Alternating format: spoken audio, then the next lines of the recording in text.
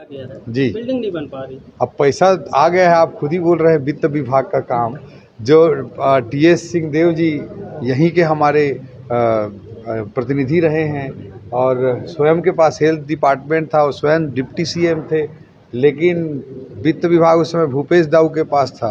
तो जय वीरू के झगड़े में यहाँ पे मेडिकल कॉलेज का भी पैसा नहीं आ पा रहा था, लेकिन हमारी सरकार आते ही लगभग 100 करोड़ से ऊपर की राशि 100 करोड़ से ऊपर की राशि हमने तत्काल स्वीकृति प्रदान की है।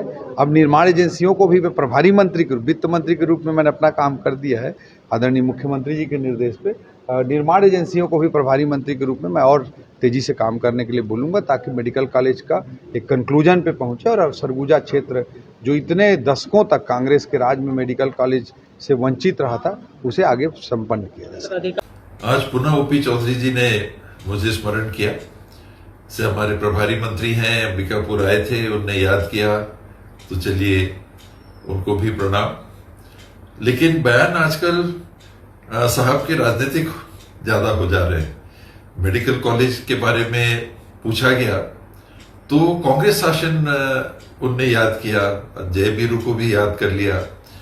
जितना काम हुआ उसके बारे में उन्होंने कुछ नहीं कहा। मेडिकल कॉलेज चालू करवा दिया गया, हॉस्पिटल जो बजट था उससे ज्यादा आया, बावजूद उसके काम हुए, कुछ अधूरा रह गया था, वो हम लोग के कोटे में डाल दिया। मेडिकल कॉलेज चालू हो गया, वहां super speciality post graduation courses चालू हो गए। इतने नए कॉलेज में मुझे नहीं लगता है कि लगभग 48-49 पोस्ट ग्रेजुएशन के पोस्ट हम लोग को स्थान अंबिकापुर मेडिकल कॉलेज को मिले। वो ओपी जी ने याद नहीं किया। खैर, उन्होंने याद किया तो कांग्रेस के कारण ये बिल्डिंग ऐसी रह गई। उनको याद भी होगा जरूर, अभी भी याद होगा कि जैसे ये सरकार नहीं बनी तो मैंने उनसे भी संपर्क किया था कि इसके लिए अधूरी रह गई है बिल्डिंग, जो फाइनेंशियल अप्रूवल मिला था उससे ज्यादा खर्चा हो गया है, तो इसलिए सैंक्शन की आवश्यकता है। तो आप लोग भी अगर सहयोग कर देंगे तो काम एक पूरा हो जाएगा। जिला अस्पताल में मेडिकल कॉलेज हॉस्पिटल चल रहा है और सीएम साहब से भी मैंने निवेदन किया था, मंजूर हुआ पैसा। लेकिन देखिए, अपनी नाकामी को छुपाने